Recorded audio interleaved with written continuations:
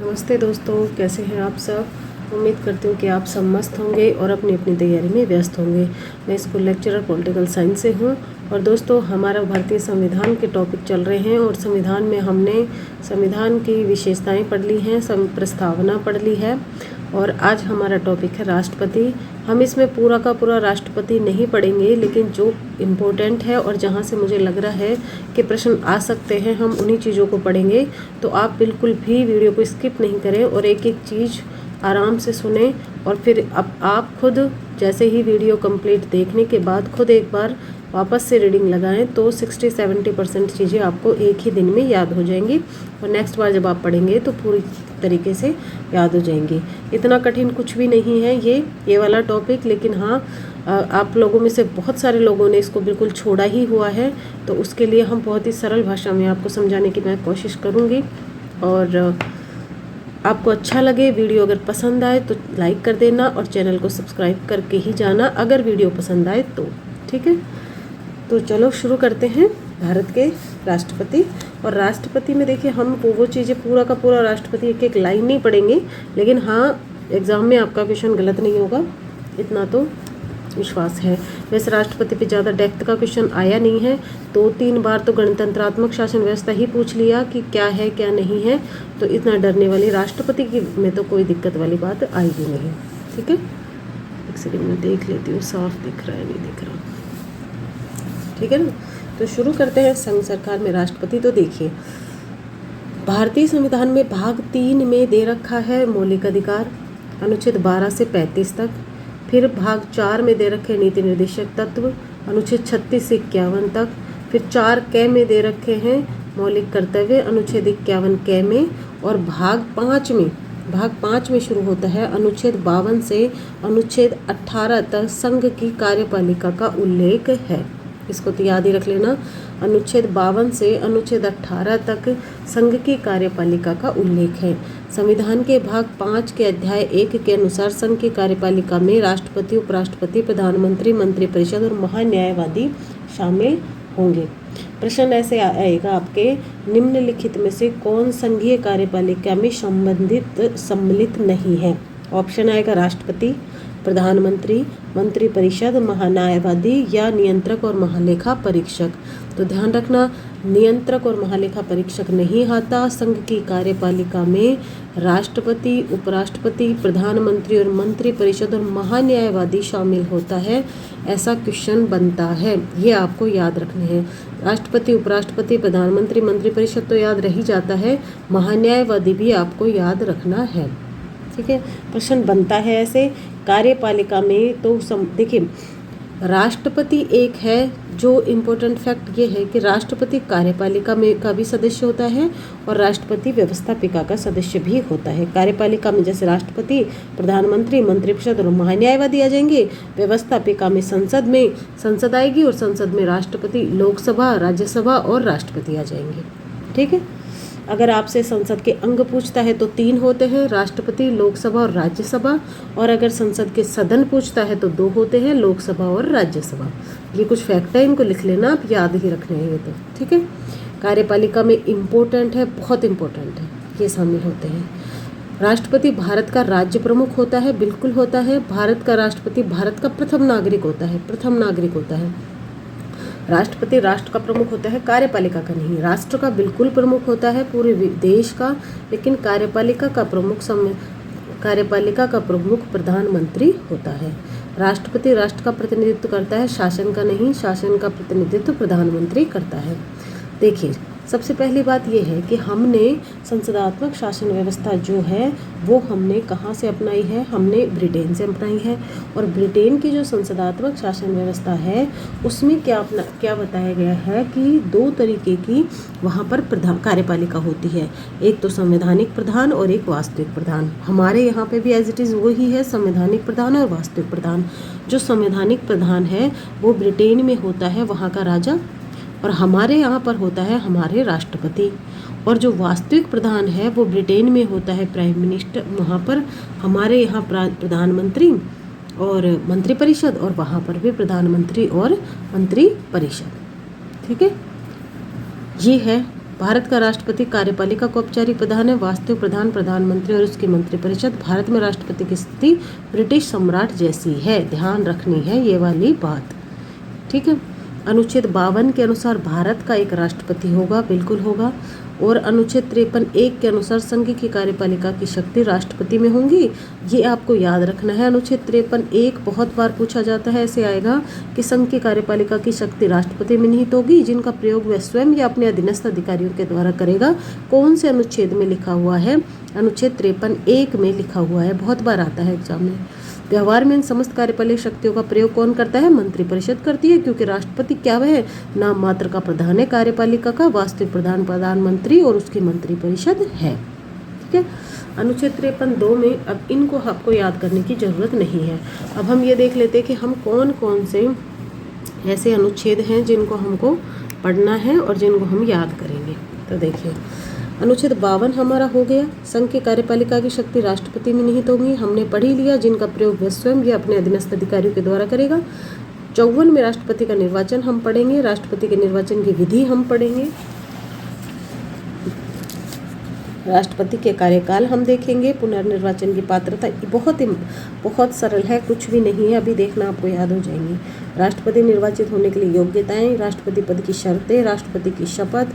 अब देखिए ये इम्पोर्टेंट है, राष्ट्रपति की शपथ इम्पोर्टेंट है, राष्ट्रपति की पदावधि, कार्यकाल इम्पोर्टेंट है, और राष्ट्रपति के क्षमादान की शक्ति, राष्ट्रपति के जो प्रधानमंत्री के कर्तव्य हैं वो, अनुच्छेद 123, अनुच्छेद 143 और सारे के सारे ही इम्पोर्टेंट है। ये भी इम्पोर्टेंट ही है, मुझे तो सारे ही लग रहे हैं, यहाँ पे लिखे वही हैं जो बहुत इम्पोर्टेंट है, ठीक है। अब देखिए अनुच्छेद 54 क्या कह रहा है, मैं आपको मेरे रजिस्टर में से बताऊंगी, अभी बहुत सिंपल भाषा में लिखा हुआ है उसमें। तो देखिए अनुच्छेद 54 क्या कह रहा है कि राष्ट्रपति का निर्वाचन अप्रत्यक्ष रूप से एक निर्वाचक मंडल द्वारा किया जाता है। उसके अब प्रश्न ये आएगा, राष्ट्रपति का निर्वाचन अप्रत्यक्ष रूप से एक निर्वाचक मंडल के द्वारा किया जाता है, उसके सदस्य कौन कौन से होते हैं? उसमें ऑप्शन आएगा लोकसभा के, राज्यसभा के, दोनों के, किसके? तो देखिए संसद के दोनों सदनों के सदस्य प्लस संसद के दोनों सदनों के निर्वाचित सदस्य प्लस राज्य विधानसभाओं के निर्वाचित सदस्य इसमें शामिल होते हैं। इम्पोर्टेंट है, याद रखना है, ये लाइन तो आपको याद ही रखनी है।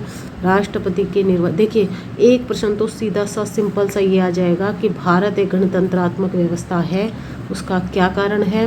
तो गणतंत्रात्मक का मैंने पिछले भी दोनों वीडियो में बताया है आपको। इम्पोर्टेंट है कि जिस देश का राष्ट्राध्यक्ष जनता द्वारा निर्वाचित जिस देश का राष्ट्राध्यक्ष वंशानुगत ना होकर जनता द्वारा अप्रत्यक्ष रूप से निर्वाचित होता है तो वो गणतंत्रात्मक शासन व्यवस्था या गणराज्य कहलाता है। चूँकि भारत में हम सीधे राष्ट्रपति को नहीं चुन रहे, हम किसको चुन रहे हैं? MP MLA को, और MP MLA हैं जो राष्ट्रपति को चुनते हैं। तो ये वही विधि है, संसद के दोनों सदनों के निर्वाचित सदस्य प्लस राज्य विधानसभाओं के निर्वाचित सदस्य राष्ट्रपति के निर्वाचक मंडल में शामिल होते हैं। केंद्र शासित प्रदेश दिल्ली व पुडुचेरी की विधानसभाओं के निर्वाचित सदस्य भी शामिल होते हैं। और ये वेरी वेरी इंपॉर्टेंट है, ये आपको याद ही रखना है, प्रश्न पूछ लेगा। दिल्ली व पुडुचेरी की विधानसभाओं के निर्वाचित सदस्य राष्ट्रपति के निर्वाचक मंडल में कब शामिल हुए? तो 70वें संविधान संशोधन 1992 के द्वारा शामिल हुए। 70वें संविधान संशोधन 1992 के द्वारा। इम्पोर्टेंट है। अब एक बात हमेशा याद रखना है, संसद के दोनों सदनों के मनोनीत सदस्य जो होते हैं और राज्य विधानसभाओं के जो मनोनीत सदस्य हैं, राज्य विधान परिषदों के जो मनोनीत सदस्य हैं, वो राष्ट्रपति के निर्वाचक मंडल का भाग नहीं होते हैं। और ना दिल्ली और पुडुचेरी की विधानसभा के मनोनीत सदस्य, यानी कि मनोनीत सदस्य किसी भी सदन का हो वो इसमें भाग नहीं लेता है। सीधा सा भाग है लोकसभा राज्यसभा के निर्वाचित सदस्य प्लस राज्य विधानसभाओं के निर्वाचित सदस्य प्लस दिल्ली और पुडुचेरी विधानसभाओं के निर्वाचित सदस्य। ठीक है। अनुच्छेद 54 और 55 में प्रयुक्त राज्य शब्द में राष्ट्रीय राजधानी क्षेत्र दिल्ली और पुडुचेरी भी आता है। अब देखिए, अब बोल रहा है निर्वाचन की विधि। भारत में राष्ट्रपति का चुनाव अप्रत्यक्ष प्रणाली द्वारा किया जाता है, जो हम पढ़ लिए अभी। राष्ट्रपति के निर्वाचन संबंधी अन्य बातों का उल्लेख राष्ट्रपति और उपराष्ट्रपति निर्वाचन अधिनियम 1952 में किया जाता है। ये हमको याद नहीं करना है। अब देखिए प्रश्न हमसे यहाँ से पूछेगा वो, विधानसभाओं के निर्वाचित सदस्य का मत का मूल्य। अब देखिए उस राज्य की जनसंख्या में उस राज्य की विधानसभा के निर्वाचित सदस्यों के, अब पूछेगा वो ये कि एक एमएलए का मत का मूल्य क्या होता है। जैसे हम कह रहे हैं कि एमएलए वोट देते हैं, लोकसभा के सदस्य वोट देते हैं, तो एमपी के मत का मूल्य और एमएलए के मत का मूल्य पूछता है कि राष्ट्रपति के निर्वाचन में इनके मत का मूल्य क्या होता है। तो मत का मूल्य का मतलब है कि मत का मूल्य निकाला कैसे जाता है। इसका एक सूत्र है जो कई एग्जाम में पूछा गया है। एक विधायक के एमएलए के मत का मूल्य कैसे निकाला जाता है।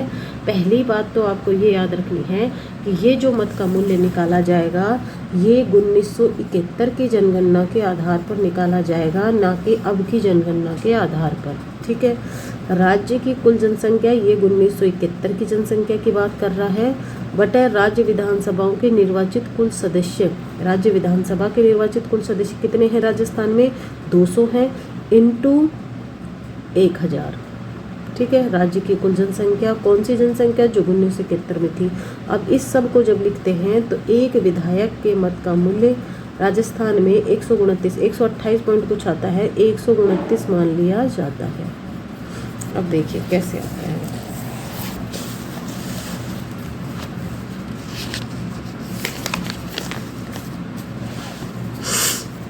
ये मेरा रजिस्टर है।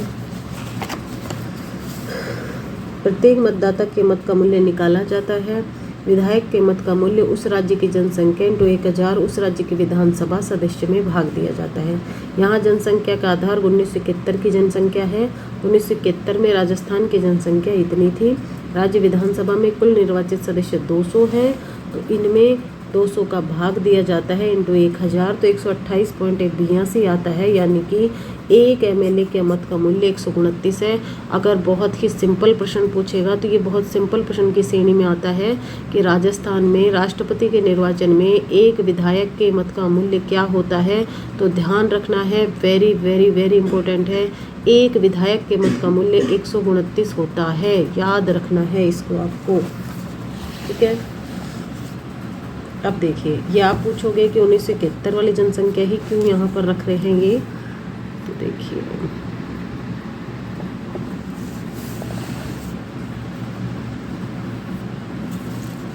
84वें संविधान संशोधन द्वारा वर्ष 2000 में यह प्रावधान किया गया था कि वर्ष 2026 तक जनसंख्या का आधार यही 1971 रहेगा। तो ये कब तक के लिए रखा गया है, 2026 तक के लिए। 2026 के बाद हो सकता है कोई दूसरा संविधान संशोधन आके और इसको वापस बढ़ा दिया जाए। तो प्रश्न ये पूछेगा राजस्थान में एक विधायक के मत का मूल्य कितना है, तो 129 है, याद रखना है। विधायकों के मत का मूल्य अलग। अब देखिए प्रश्न कई बार जब वो थ्योरेटिकल प्रश्न देता है तो उसमें जैसे एस ए और बे सही है, बे और से सही है, दोनों गलत हैं, दोनों सही है, ऐसा प्रश्न देता है। अभी एक बार ऐसा प्रश्न आया भी हुआ है, ये देखिए आरटेट का प्रश्न है, ऐसा भी नहीं है कि इसका लेवल बहुत ज़्यादा हार्ड था। प्रश्न ऐसे पूछा था कि विधायकों के मत का मूल्य अलग अलग राज्यों में अलग अलग होता है, लेकिन सांसद के मत का मूल्य अलग अलग राज्यों में एक ही होता है। अब इसका आप समझ नहीं पा रहे होंगे, लेकिन देखिए विधायकों के, अब इसको वही कर सकता है जिसको ये पता हो कि विधायकों का मत का मूल्य कैसे निकलता है और क्या बोलते हैं एमपी के मत का मूल्य कैसे निकलता है, वो ही ये कर सकता है। वो कैसे कि जैसे देखिए हमने यहाँ पर पढ़ा कि उस राज्य की जनसंख्या में भाग दिया जाता है उस राज्य की विधानसभा सदस्यों का। तो उस राज्य की जनसंख्या तो अलग अलग राज्यों की अलग अलग जनसंख्या होगी, उसमें उस राज्य की विधानसभा सदस्य तो अलग अलग राज्यों की विधानसभा सदस्य भी अलग अलग होंगे, तो मत का मूल्य भी क्या आएगा, अलग अलग ही आएगा। तो पहला तो क्या हो गया, विधायकों का मत का मूल्य अलग अलग राज्यों में अलग अलग होता है, बिल्कुल सही है। ठीक है, अब आगे क्या कह रहा है, लेकिन सांसद के मत का मूल्य अलग अलग राज्यों में एक ही होता है, ये भी सही है। क्यों कह रहा है, अब आगे देखिए। एक सांसद के, ये तो हमने पढ़ लिया एमएलए का मत का मूल्य राजस्थान में 129 है। अब पढ़ रहे हैं एक सांसद के मत का मूल्य, तो क्या कह रहा है, 29 राज्यों तथा केंद्र शासित प्रदेशों के विधायकों के मत का मूल्य, ये पहले का है 29 राज्य का, मतलब जितने भी राज्य हैं 28 राज्यों तथा केंद्र शासित प्रदेशों के विधायकों के मत के मूल्य का कुल योग बटा संसद की निर्वाचित सदस्य संख्या ये पूछ रहा है तब ये जाके इसमें भाग दिया जाता है, यानी कि सारे राज्यों के विधायकों के मत का मूल्य जोड़ा जाता है, फिर उसमें संसद के निर्वाचित सदस्य संख्या का भाग दिया जाता है। संसद यानी लोकसभा राज्यसभा दोनों का निर्वाचित सदस्य संख्या का भाग दिया जाता है। तो ये तो पूरे भारत का एक ही आएगा, यानी कि एक एमपी के मत का मूल्य कितना हो गया, 708 हो गया। वेरी वेरी वेरी इंपॉर्टेंट है। अगर आपसे पूछता है कि एमपी के मत का मूल्य कितना है, एमएलए का मत का मूल्य कितना है, तो 129 है। अगर आपसे पूछता है एक एमपी के मत का मूल्य कितना है, तो 708 होगा। अगर प्रश्न ऐसे पूछता है विधायकों के मत का मूल्य अलग अलग राज्यों में अलग अलग होता है, बिल्कुल सही है, लेकिन सांसद के मत का मूल्य अलग अलग राज्यों में एक ही होता है, ये भी बिल्कुल सही है। इसको कैसे भी घुमा फिरा कर वो आपको दे देगा। ठीक है, ये हो गया। ये अब देखिए यहाँ तक हो गया हमारा, ये हम पढ़ लिए हैं। 84वें संविधान संशोधन के तहत प्रावधान किया गया 2026 तक यही रहेगा। ठीक है, एक सांसद के मत का मूल्य सभी राज्यों के निर्वाचित विधायकों के मत का कुल योग, संसद के निर्वाचित सदस्यों की कुल संख्या। ठीक है, संसद मतलब दोनों, शेषफल होगा वो होगा। यहाँ पर बता भी रखा है, देखिए।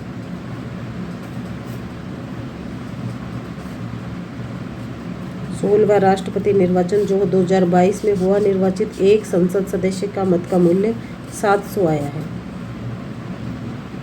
सभी राज्यों की विधानसभाओं के निर्वाचित सदस्यों के मत का कुल योग ये आया है। ठीक है, आपको तो ये याद रखना है, 700 आया है, और वैसे एक सांसद के मत का मूल्य कितना होता है, 708 होता है। 55 दिन में आनुपातिक प्रतिनिधित्व पद्धति की अनेकल संक्रमणीय मत प्रणाली द्वारा मतदान होता है। ये भी आपको याद रखना है, नाम याद रखना है। आनुपातिक प्रतिनिधित्व की एकल संक्रमणीय मत प्रणाली द्वारा राष्ट्रपति का निर्वाचन होता है। एक सेकंड रखिए, मैं साफ कर देती हूँ।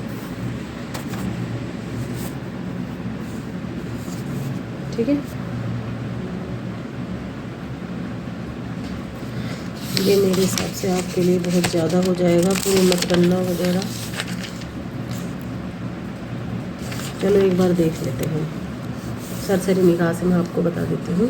अगर आपसे पूछता है राष्ट्रपति के निर्वाचन की पद्धति कौन सी है, तो आपको याद रखनी है एकल संक्रमणीय आनुपातिक प्रतिनिधित्व प्रणाली है मतदान की। दूसरा, एकल संक्रमणीय मत प्रणाली क्या होती है, तो संक्रमण का तो मतलब होता है दूसरे की तरफ, मतलब संक्रमित कर देना, किसी को दे देना। इस प्रणाली के तहत उम्मीदवारों की संख्या एक से अधिक होने पर प्रत्येक मतदाता उतने मत वरीयता क्रम में देगा जितने प्रत्याशी हैं, अर्थात मतदाता उम्मीदवारों को अपनी पसंद के अनुसार प्रथम द्वितीय तृतीय वरीयता क्रम में अपना मत देगा। यानी कि 10 मान लो खड़े हुए हैं लोग, तो 10 में से हम ए नंबर को 1 दे देंगे, फिर सी नंबर को 2 दे देंगे हमारी वरीयता, फिर 4th 6th 7th नंबर को 3 दे देंगे, 10th नंबर को हम 4 दे देंगे। अपने जैसी हमारी इच्छा हो, जैसी हमारी पसंद हो, ऐसे हम अपने पसंद को संक्रमित कर सकते हैं दूसरे तक। ठीक है, मतगणना कैसे होती है, राष्ट्रपति का चुनाव आनुपातिक प्रतिनिधित्व के माध्यम से एकल संक्रमणीय मत और गुप्त मतदान द्वारा होता है। इसलिए राष्ट्रपति के चुनाव में निर्वाचित होने के लिए मतों का एक निश्चित भाग प्राप्त करना होता है, जिसे कोटा कहते हैं। अर्थात राष्ट्रपति पद के लिए उसी उम्मीदवार को सफल घोषित किया जाता है जो कुल वैध मतों के आधे से कम एक मत अधिक, यानी कि 50+1 अर्थात 50% या एक अधिक मत प्राप्त करता है। उसे न्यूनतम कोटा कहा जाता है। न्यूनतम कोटा होता है कुल वैध मत 1+1+1। ये याद रखना है।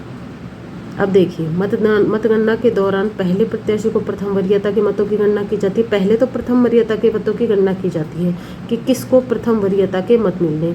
मतगणना के प्रथम चक्र में किसी प्रत्याशी को न्यूनतम कोटा 50% से अधिक मत प्राप्त हो जाते हैं तो उसे निर्वाचित घोषित कर दिया जाता है पहले चरण में। अब मान लो पहले वरीयता किसी को नहीं मिली तो फिर द्वितीय वरीयता की गणना होती है, फिर ऐसे तीसरे की होती है। अब इसमें हमको क्या याद रखना है, हमको ये याद रखना है कि वीवी गिरी देश के एकमात्र राष्ट्रपति है जिन्होंने 1969 में द्वितीय वरीयता के आधार पर चुनाव जीता था। यानी कि प्रथम वरीयता का कोई किसी को 50+1 मिले ही नहीं, आधे से एक अधिक मत, इसीलिए द्वितीय वरीयता की गणना हुई थी और वो कौन से राष्ट्रपति थे? वीवी गिरी देश के एकमात्र राष्ट्रपति थे जिन्होंने 1969 में द्वितीय वरीयता के मतगणना के आधार पर चुनाव जीता था। इम्पोर्टेंट है, ठीक है। अब देखिए राष्ट्रपति की कार्यकाल क्या होता है। अनुच्छेद 56(1) के अनुसार राष्ट्रपति पद ग्रहण की तिथि से 5 वर्ष तक के लिए पद धारण करेगा।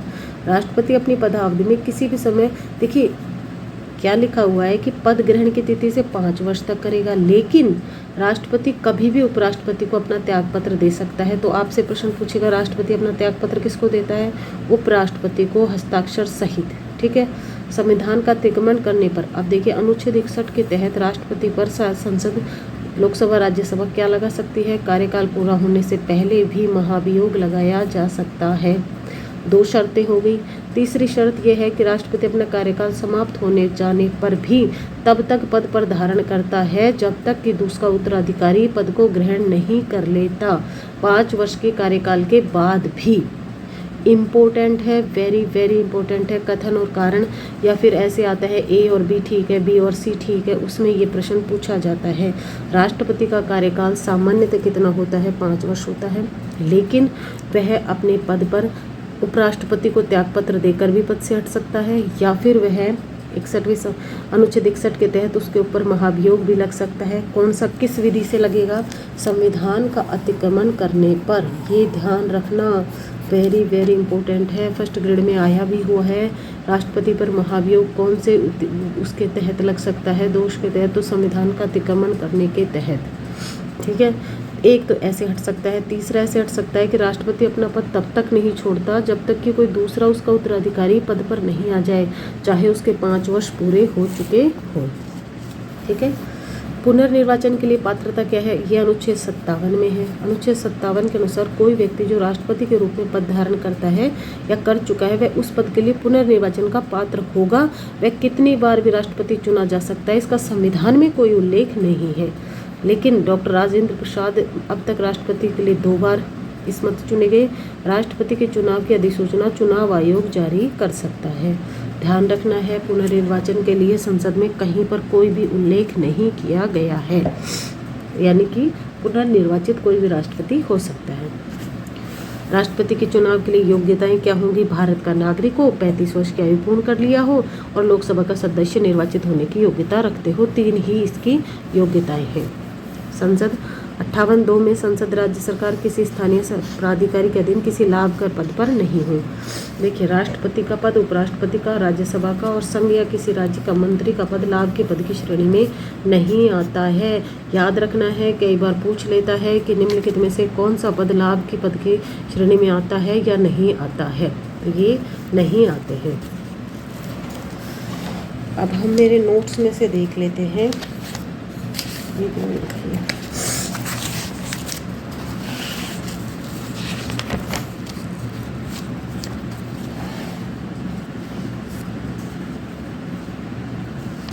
राष्ट्रपति का निर्वाचक मंडल हो गया।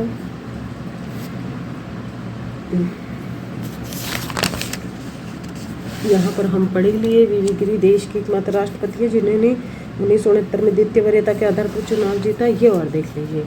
उम्मीदवार हेतु 50 प्रस्तावक और 50 1997 के बाद किया है। ये पहले 20 थे। उम्मीदवार हेतु 50 प्रस्तावक और 50 अनुमोदक होने चाहिए। एक सिंपल सा प्रश्न पूछेगा तो यही पूछ लेगा। अगर ज़्यादा डेप्थ पूछेगा तो ये पूछेगा 50 प्रस्तावक और 50 अनुमोदक कब से हैं, तो 1997 के बाद से हैं। जमानत की राशि क्या है? जमानत की राशि 15,000 होती है, जो कि कुल वैध मतों का 1/6 प्राप्त नहीं होने पर जब्त कर ली जाती है। यदि 1/6 मत प्राप्त नहीं होते हैं तो वो जब्त कर ली जाती है। ठीक है, अब देखिए ये हम पढ़ ही चुके हैं। संसद के शपथ देखिए, अनुच्छेद 60 में उल्लेखित है कि राष्ट्रपति संविधान की शपथ अनुच्छेद 60 के तहत लेता है। 3 तरीके के लेता है, प्रतिरक्षण, परिरक्षण और संरक्षण। अनुच्छेद 60 के तहत राष्ट्रपति हमेशा संविधान की रक्षा और लोगों के कल्याण की शपथ लेता है। इम्पोर्टेंट है, पूछ लेता है कि राष्ट्रपति किसकी शपथ लेता है, तो संविधान की रक्षा की और लोगों के कल्याण की। इसीलिए जब उसको हटाया जाता है तो वो संविधान का अतिक्रमण करता है, तभी उसको हटाया जाता है, क्योंकि उसी चीज़ की तो वो शपथ ले रखा होता है। अनुच्छेद 60 में शपथ का उल्लेख है। सिंपल सा प्रश्न पूछेगा तो यही पूछेगा। ठीक है, कार्यकाल हम पढ़ ही चुके हैं। ये थर्ड ग्रेड में आया भी है कि राष्ट्रपति अपना इस्तीफा उपराष्ट्रपति को देता है, जिसकी सूचना उपराष्ट्रपति किसको देता है, लोकसभा अध्यक्ष को देता है। वेरी वेरी वेरी इंपॉर्टेंट है कि राष्ट्रपति अपना इस्तीफा, मतलब राष्ट्रपति अपने कार्यकाल पूर्ण होने से पहले भी इस्तीफा दे सकता है। किसको दे सकता है, उपराष्ट्रपति को दे सकता है। जैसे ही उपराष्ट्रपति को इस्तीफा देगा, उपराष्ट्रपति इसकी अधिसूचना सबसे पहले किसको देगा, लोकसभा अध्यक्ष को देगा। थर्ड ग्रेड में पूछा गया है, बहुत बार ये एग्जाम में आता है। और तब तक पद पर रहता है राष्ट्रपति जब तक कि उसका उत्तराधिकारी पद पर ना आ जाए, चाहे 5 साल हो गई है। ठीक है, अब देखिए राष्ट्रपति के विरुद्ध महाभियोग। अनुच्छेद 56 में राष्ट्रपति को महाभियोग से हटाया जा सकता है, ये लिखा हुआ है, अभी हम पढ़े थे। अनुच्छेद 56 में 3 तरीके लिखे गए हैं। कार्यकाल में लिखा हुआ है कि वह पद ग्रहण की तिथि से 5 वर्ष तक रहेगा, सिंपल सा लिखा हुआ है। लेकिन फिर 3 बातें लिखी गई कि वो कैसे कैसे हट सकता है। राष्ट्रपति एक तो अपना इस्तीफा उपराष्ट्रपति को देकर हट सकता है, दूसरा वो अपनी उत्तराधिकारी नहीं आएगा तब तक वह पद पर बना रहेगा जब तक उसका उत्तराधिकारी नहीं आ जाता। और तीसरा क्या था कि संविधान का अतिक्रमण करने पर उसको महाभियोग द्वारा हटाया जा सकता है। ये 3 चीज़ें हैं राष्ट्रपति के। तो इसमें साफ लिखा हुआ है अनुच्छेद 56 के तहत राष्ट्रपति को महाभियोग द्वारा हटाया जा सकता है, बिल्कुल। अनुच्छेद 61 में महाभियोग की प्रक्रिया का उल्लेख है। देखिए, जब बहुत ज़्यादा डेप्थ में अगर प्रश्न बनाएगा तो इन दोनों प्रश्नों में कन्फ्यूज कर देता है। वो ऐसे पूछेगा, कौन से अनुच्छेद के तहत राष्ट्रपति को महाभियोग से हटाया जा सकता है, अनुच्छेद 56 आएगा, ध्यान रख लेना। लेकिन अगर महाभियोग की प्रक्रिया पूछता है तो अनुच्छेद 61 आएगा। महाभियोग हटाया जा सकता है, 56 क्यों आएगा, हमने लिख लिया क्योंकि 56 में कार्यकाल है कि राष्ट्रपति अपने पद ग्रहण करने की तिथि से 5 वर्ष तक के लिए रहेगा। लेकिन 3 कारण दे रखे हैं जिनसे वो पद से 5 वर्ष से पहले भी हट सकता है। ठीक है, पहला कारण हमने पढ़ लिया, वो उपराष्ट्रपति को इस्तीफा देगा। उपराष्ट्रपति इसकी सूचना किसको देगा, लोकसभा अध्यक्ष को। दूसरा ये है कि वह अगर संविधान का अतिक्रमण करता है तो उसके ऊपर महाभियोग प्रक्रिया चल सकती है। और तीसरा ये है कि वह तब तक पद पर धारण कर रहेगा तब तक कि वह उसका जो उत्तराधिकारी है पद पर ना आ जाए, चाहे 5 वर्ष हो चुके हों। ठीक है, इसीलिए यहाँ पर 56 अनुच्छेद में महाभियोग को लिखा हुआ है। अब केवल संविधान के उल्लंघन के आरोप में ही प्रस्ताव लाया जा सकता है। हमने बताया राष्ट्रपति पर महाभियोग तभी लग सकता है जब उसने संविधान के अतिक्रमण किया हो। महाभियोग प्रस्ताव किसी भी सदन में लाया जा सकता है। प्रस्ताव लाने हेतु सदन की कुल सदस्य संख्या का 1/4 सदस्यों को समर्थन होना आवश्यक है। बहुत ही सिंपल भाषा में मैं आपको समझा रही हूँ। इसके बाद अगर आप बुक पढ़ेंगे तो पूरे के पूरे कॉन्सेप्ट क्लियर हो जाएंगे। इतना तो देखिए, थोड़ी बहुत तो मेहनत लगेगी। अब ये टॉपिक ही ऐसा है कि इसमें सिर्फ फैक्चुअल चीज़ें हैं। देखिए, सिंपल सी बात है, महाभियोग का प्रस्ताव संविधान के अतिक्रमण होने पर तो महाभियोग लाएगा। प्रस्ताव दोनों सदन में से कोई सा भी ला सकता है, लोकसभा राज्यसभा, किसी की दिक्कत नहीं है। और कितने सदस्यों की संख्या जरूरी है समर्थन के लिए, 1/4 सदस्यों का लिखित में प्रस्ताव लाना जरूरी है। प्रस्ताव पर चर्चा 14 दिन पहले राष्ट्रपति को पूर्व सूचना देनी होती है। राष्ट्रपति अपना पक्ष रख सकता है। यदि कोई सदन अपनी कुल सदस्य संख्या के 2/3 बहुमत से प्रस्ताव पारित कर देता है और दूसरा सदन भी इसी प्रक्रिया से प्रस्ताव को स्वीकार कर लेता है तो राष्ट्रपति को अपना पद छोड़ना पड़ेगा। वेरी वेरी इम्पोर्टेंट है। यदि कुल सदन अपनी कोई भी एक सदन जैसे लोकसभा में आया है तो लोकसभा अपनी कुल सदस्य संख्या के 2/3 बहुमत से प्रस्ताव पारित कर देती है तो फिर राज्यसभा में जाएगा। फिर राज्यसभा भी अपने सदस्यों के कुल सदस्य संख्या के 2/3 बहुमत से प्रस्ताव पारित कर देती है तो राष्ट्रपति को अपना पद छोड़ना पड़ेगा। कोई सा भी सदन पहले ला सकता है। 1/4 सदस्यों का समर्थन जरूरी होता है। संविधान के अनुसार महाभियोग की प्रक्रिया सिर्फ राष्ट्रपति के लिए है। महाभियोग और किसी के लिए भी नहीं आता। महाभियोग की प्रक्रिया अर्ध न्यायिक प्रक्रिया कहलाती है क्योंकि आरोपों की जांच, राष्ट्रपति पर जो आरोप लगाए गए हैं उन आरोपों की जांच सुप्रीम कोर्ट से भी करवाई जा सकती है, इसलिए इसको अर्ध न्यायिक प्रक्रिया कहा जाता है। महाभियोग प्रक्रिया में संसद के मनोनीत सदस्य, देखिए राष्ट्रपति का जब चुनाव होता है तो मनोनीत सदस्य बिल्कुल भी भाग नहीं लेते। लोकसभा राज्यसभा के निर्वाचित सदस्य प्लस राज्य विधानसभाओं के निर्वाचित सदस्य प्लस दिल्ली और पुडुचेरी के निर्वाचित सदस्य भाग लेंगे। लेकिन जब राष्ट्रपति पर महाभियोग प्रक्रिया लगाई जाती है, जब राष्ट्रपति को हटाया जाता है, तो उसमें संसद के सारे सदस्य आएंगे। वेरी वेरी इंपॉर्टेंट है। प्रश्न पूछता है, अगर सिंपल सा प्रश्न पूछेगा तो राष्ट्रपति के चुनाव में भाग लेते हैं, मनोनीत भी दे देगा बीच में, तो मनोनीत सदस्य नहीं लेते। फिर प्रश्न दूसरा पूछेगा, महाभियोग प्रक्रिया में भाग लेते हैं, तो उसमें केवल निर्वाचित सदस्य लिख देगा, जबकि ऐसा नहीं है। टोटल सदस्य भाग लेते हैं, चाहे निर्वाचित हो चाहे मनोनीत हो, दोनों सदनों के। प्लस क्या है, उसमें राज्य विधानसभा के सदस्य भाग लेते थे निर्वाचित चुनाव में, जबकि यहाँ पर राज्य विधानसभा के सदस्यों की कोई भूमिका नहीं है। यहाँ सिर्फ संसद के दोनों सदनों के कुल सदस्य संख्या ही भाग लेगी हटाने में, महाभियोग प्रक्रिया में। राष्ट्रपति का पद निर्धारित कार्यकाल से पूर्व रिक्त हो जाने पर 6 माह में चुनाव करवाना संवैधानिक बाध्यता है, ये अनुच्छेद 62 में लिखा हुआ है। इस राष्ट्रपति के टॉपिक को हम 2 पार्ट में करेंगे। एक पार्ट में हम इतना ही पढ़ेंगे, फिर अगले पार्ट में हम राष्ट्रपति की शक्तियाँ पढ़ लेंगे, सारी जितनी भी शक्तियाँ हैं, है ना। राष्ट्रपति का चुनाव हमेशा पूरे 5 वर्ष के लिए करवाया जाता है। तो इस वीडियो में हम इतना ही रहने देते हैं, क्योंकि बहुत लंबा वीडियो हो जाएगा तो आपको भी पढ़ने में और समझने में दिक्कत हो जाएगी। जितना मैंने पढ़ाया है आपको सिर्फ शांति से उतना सुनना है और फिर आपको अपनी बुक पढ़नी है। मुझे पूरा विश्वास है अपने ऊपर भी और आपके ऊपर भी कि लगभग आपको 70-80% चीज़ें समझ में आ जाएंगी। देखिए, इतना पढ़िए, इसके बाद आप अपनी बुक पढ़िए। मैं बहुत सारी रामायण आपको नहीं बता रही हूँ, ये मेरे नोट्स हैं, इसको भी मैं आपको इसलिए कम बता रही हूँ क्योंकि ये सब्जेक्ट के अकॉर्डिंग है। और फर्स्ट पेपर में और या फिर सेकंड ग्रेड में या फिर जीके में इतना बहुत ज़्यादा नहीं आता है मैटर, फिर भी मैंने 90% चीज़ें आपको बताई हैं कि कुछ भी मिस नहीं होना चाहिए, क्योंकि पेपर सेटर का कुछ नहीं पता होता है आजकल कहाँ से क्या पूछ लेता है। ठीक है, तो ये हमारी राष्ट्रपति, कल हम जो नेक्स्ट वीडियो बनाएंगे उसमें राष्ट्रपति की शक्तियाँ पढ़ेंगे, आपको बहुत अच्छे से याद हो जाएगी। बिल्कुल भी टेंशन मत लीजिए, क्योंकि एक प्रश्न शक्तियों से बनने के पूरे चांस होते हैं कि वो आपातकालीन शक्तियों पर प्रश्न ज़्यादा पूछता है। उसके सारे फैक्ट याद करेंगे, बिल्कुल टेंशन फ्री रहिए। जितना पढ़ा है इसको एक बार बुक में से पढ़िए और ऑब्जेक्टिव जब कंप्लीट टॉपिक हो जाएगा तब निकालना। ठीक है, तो thank you very much. Channel को सब्सक्राइब नहीं किया है तो सब्सक्राइब करके जाना और अपने दोस्तों के साथ भी शेयर कर देना। ठीक है, और पढ़ते रहिए, मस्त रहिए, व्यस्त रहिए और स्ट्रेस फ्री रहिए। ठीक है, मिलते हैं नई वीडियो में। Thank you very much.